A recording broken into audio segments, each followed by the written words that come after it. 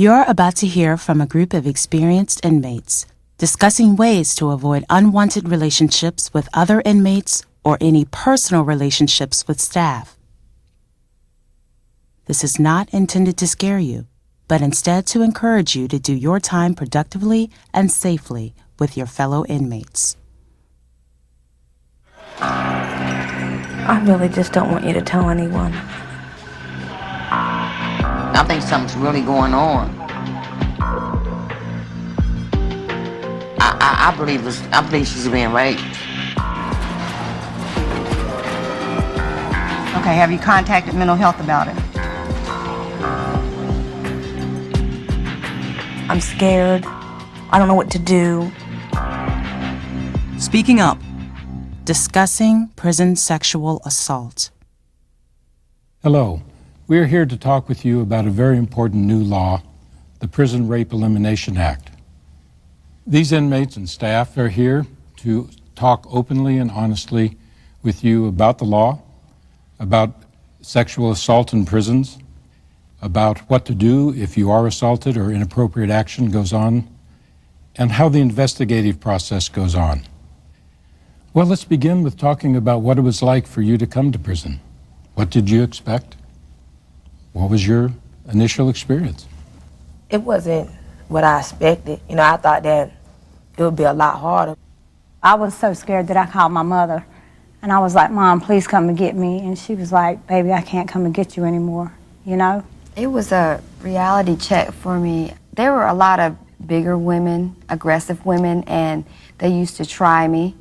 And from that point on, either you got to fight this through or you just have to take care of yourself. Why did you volunteer to do this today? I feel like something I might have to say today might reach someone else to keep them from making the same mistakes that I made. I want to tell the audience that it's okay to be scared, but at the same time, you have to be strong and be consistent, and you have rights. I wanted to help them make correct choices based on information, not fear, not intimidation, and to let them know that the things that they're getting ready to experience, the things they're getting ready to see, the things they feel, they're not isolated. They have choices and rights, and that if they use them, that they'll come out pretty good. This law is a very broad law about intimidation, about rape, about sexual aggression. Under this law, there's no discrimination.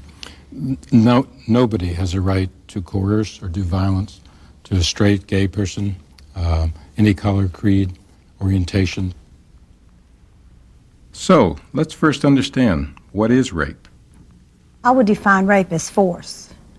But I know that I have been in situations in this prison that were sexual, and it wasn't forced, but at the same time, it was unwanted. Sometimes you are manipulated into situations. We've even had women in here that have been physically abused in relationships that they had with female staff. My situation was in the dining room on staff. This particular officer that was over the dining room, he always had this thing, not with just me, with all the women. He always made us be to have physical contact. It was by brushing up against us or putting his hand around his hand, always messed to brush our breasts. Any staff member or volunteer, any adult who has authority over you, this law defines that as rape and sexual assault. So you're trying to say that if I'm in love with a staff person and he's in love with me, that's rape? Yes, it is, under this law. Well, what about inmates? Inmates having relationships with other inmates. The problem with inmate-to-inmate sex is also eventually that may go sour and it may become violent and coercive. And then that is a crime. So there is a distinction in inmate-to-inmate between consensual sex, which is a violation of almost every institutional policy, and a criminal act, which is an aggressive, forced. The whole purpose of this act is to make it a safer place for inmates to do their time and staff to be responsible in a way that most people want to do. But for now, we're going to take a break in this video and allow the local facilitator with their staff to talk about institutional policy, about what the procedures are and how this law might be enacted there.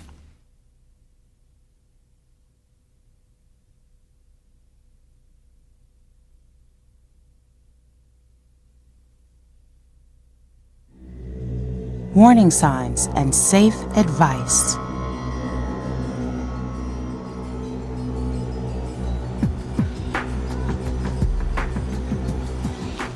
Hi, how you doing?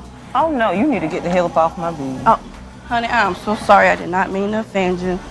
This first time in prison? Yes, it is. Well, you had anything to eat today? I'm gonna eat from the dining room. The dining hall. Ooh, the dining hall food is nasty.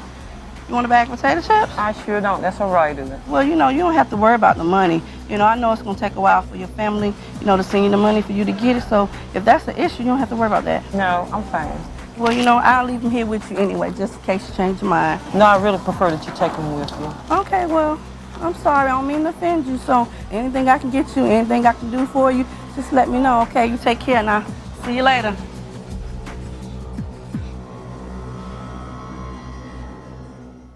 Okay, well, what do you think of that video that you just saw? I'm going through a situation right now that's similar to that, and I'm constantly telling these people no, but they are very persistent, with the touching and the offering of things. When someone gives you something or offers you something, they're expecting something in return. It's not just a freebie. It's not like that in the free world. It's definitely not like that here. Even if you consistently say no, if they feel like they can't get you that way, then they'll come in on a personal level, like want to know, like, do you have kids? Where are you from? Does your family stand by you? And them are key words. Does your family stand by you? Because that's them basically wanting to know, are you financially taken care of? There's little code words that you could pick up on. A sexual assault and sexual misconduct doesn't start, being tackled in the middle of the night. It escalates from small behavior, from touchy-feely at an inopportune time. You can't put your finger on it, but you know something's going on. That's hard and difficult for women because women are very touchy-feely people. I mean, we touch each other, we hug each other, we pat each other, we compliment each other, we do all them things. And sometimes a lot of those touches are innocent, they don't mean anything, but sometimes there's hidden messages behind those touches. Sometimes there's hidden messages in the compliments people give you. That's why I would advise new inmates. You don't know these people. You don't know if the touch is innocent or not, or if it's going to lead from here to here. So when it comes to staff, what kinds of inappropriate behavior should inmates watch out for? Usually when there's a sexual assault or a sexual misconduct on the part of a staff member, it begins with undue familiarity. Personal questions. Or when they single you out. Yeah. When they're always asking you to do things like running memos here or take this to the sergeant's office, or when they have you always doing trash detail. The number one thing that stands out to me is always a one-on-one relation. It's always you and that person. It's never a third party. Are some inmates more vulnerable than others?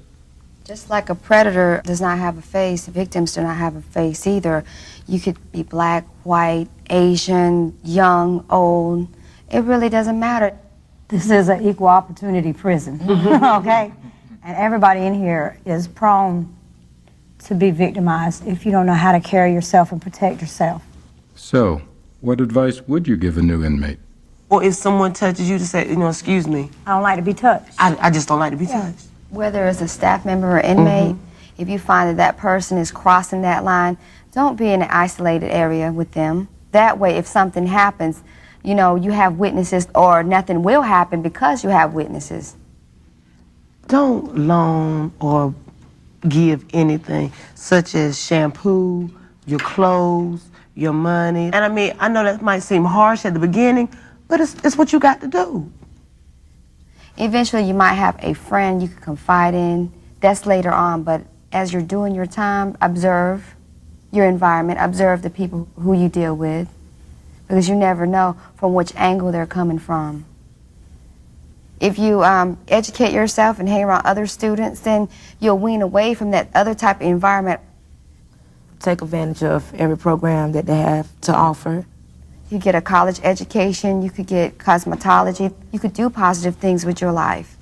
And most staff that are dealing with the programs aren't trying to come on to you. They're not trying to put you in any type of negative situation. They're trying to get the best out of you for you. Okay, we've talked about some prevention strategies and red flags to look for. Now we'll pause for your institution to review some of these things with you.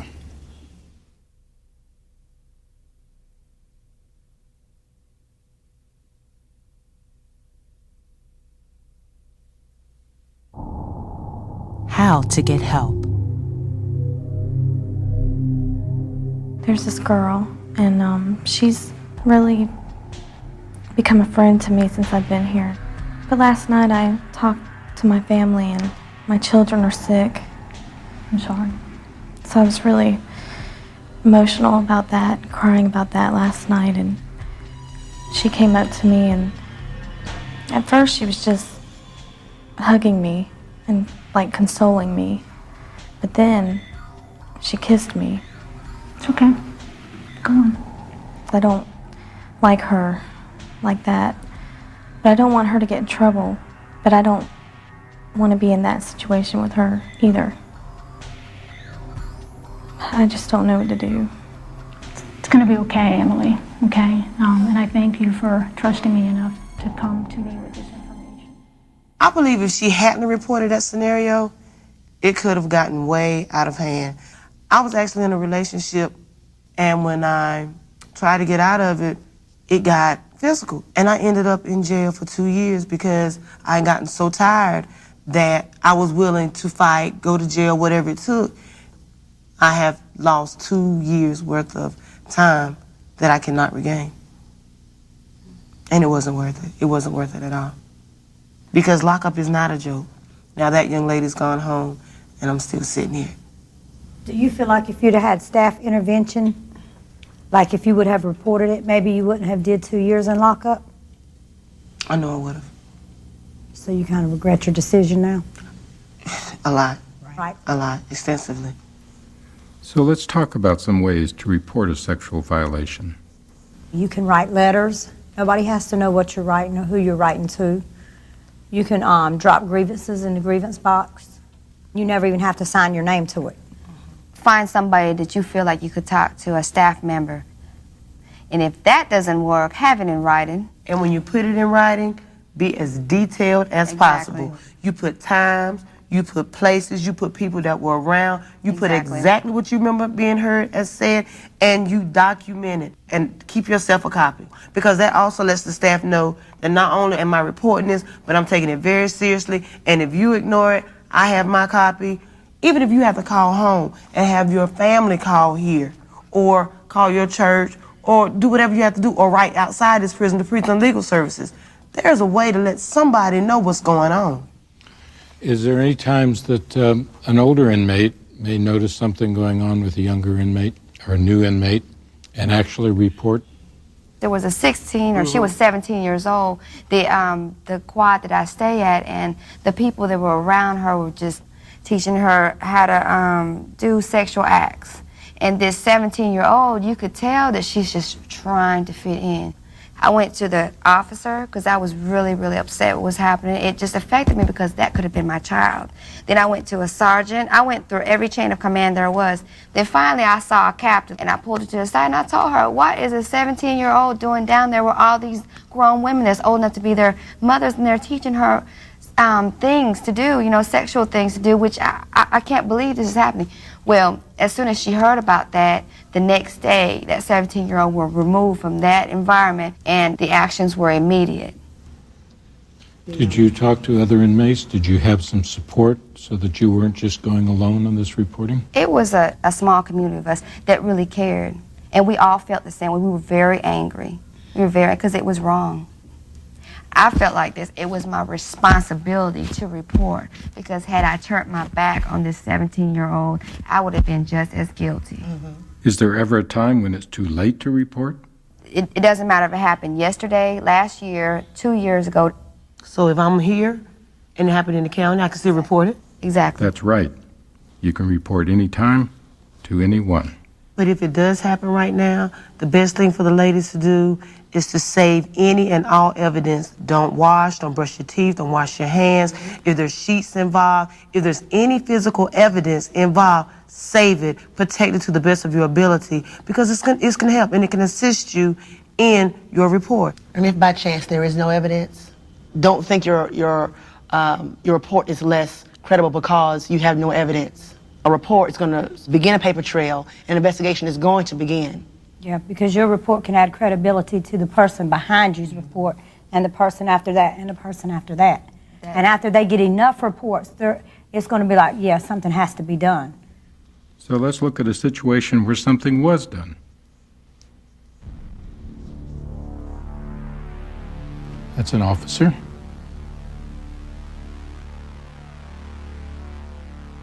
It looked to me like an officer come in and took an inmate I will say out of a cell into an isolated area. So what do you think was going on there? I think they was exchanging sexual favors. Well, I don't know what they were doing behind closed doors, but I know that they shouldn't have been in there alone, not an officer and an inmate. This is actually a surveillance camera that no one was aware of. A number of inmates had said that this was a staff member that was being inappropriate, and so unbeknownst to either the staff or the inmates, a surveillance camera was set up, and this was the physical evidence that they got that substantiated the many claims. What happened to the officer with this incident? In this case, he was investigated and he lost his job. And in almost every state, it's a crime. With the new attention brought by the Prison Rape Elimination Act, criminal prosecutions will become more common. And the inmate? The inmate lied for a while and then acknowledged. She was brought up for charges for lying. So she wasn't charged with having sex with him, but she was charged with lying. Yes, that's right. So it's best to just tell the truth from the beginning. And it's very important to see that no matter how she appeared, no matter how happy the inmate appeared, that was still rape under the Prison Rape Elimination Act. Well, I'm curious about whether you think this law is going to make a difference. What do you think? Dr. Bruce, I think it already has.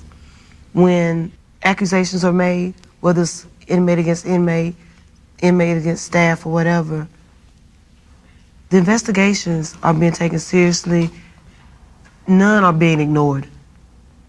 Investigations that are done need to be done thoroughly. I mean, completely thoroughly.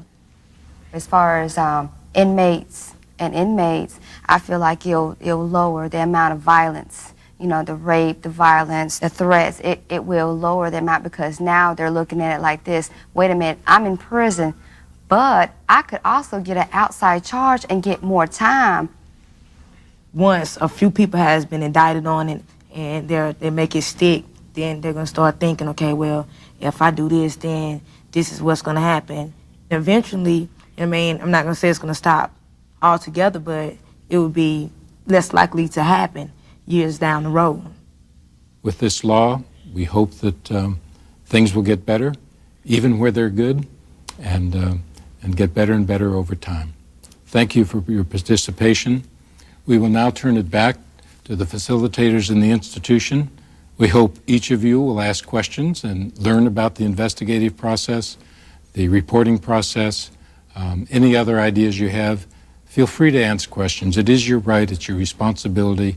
Your education is part of the solution. Thank you very much.